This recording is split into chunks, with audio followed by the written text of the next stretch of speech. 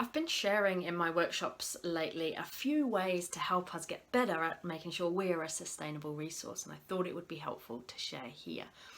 So it isn't that we don't know what to do to keep ourselves healthy, well and resilient.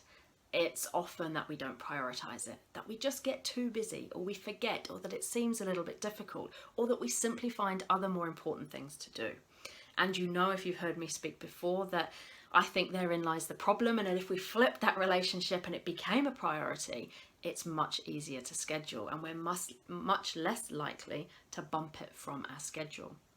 But beyond that, how do we make it easier to invest in the stuff that keeps us sustainable? The things that make us healthy, the things that build our resilience, the self-care activities. I think quite often we have very high expectations in this space and then find it's a lot less easy to put into practice. And I am no exception to that. That's why I like to have a plan A and a plan B.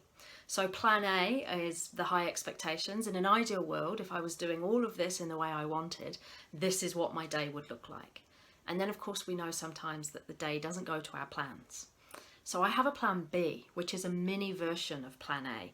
That means my self-care is still doable and it's better than nothing. It keeps the ball rolling, it keeps me building my resilience and keeping me healthy and energized, and stops me beating myself up because I haven't been able to nail plan A every day of the week. So plan A for me looks like I get up at 6:30, I go for a walk, I meditate, I do some yoga stretches. All of that before a nutritious breakfast. But there are some days where I have to catch an early flight, or I sleep in because I actually need the sleep more than I do the other stuff. And so there's a plan B version of all that, that is actually, I don't go for a walk.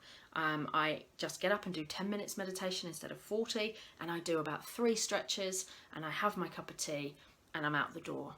That's me still being able to keep this ball rolling whilst having the ideal plan there for the days that that's doable.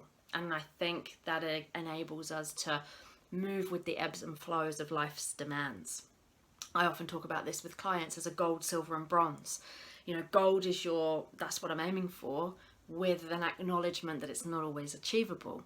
So silver and bronze gives us the option of paring that down somewhat so that we're still doing positive stuff and it looks quite different. So a bronze might just be that I get up, brush my teeth, think of 3 things that I'm grateful for, and I'm out the door. And each time I'm being able to do something that gives me energy and that helps me stay sustainable, in line with what the other demands of my day are. And I'm also a big believer in the 80-20 rule. So if what we're doing 80% of the time is the stuff that counts, the 20% of the time that we get too busy or life takes over is inconsequential. It should be the rule rather than the exception in this space. And another thing I think that really changes this is the why are we doing this, the reason behind it, not because it's something I say is good for us or we read it in a book or the celebrities in the magazines are doing it. When we find out our why, and for some that's because we've burned out and we never want to go there again. For others it's because we know it makes us the better version of ourselves for others, to execute whatever's required of us in our role, but to also be that person in our family that everybody else needs. For others it is, the why is that we're being a role model and setting an example for our kids so that they learn to put themselves first, so that they also learn to have good boundaries and that they also learn to look after themselves and don't end up with some of the experiences we've had where maybe that's not been the case.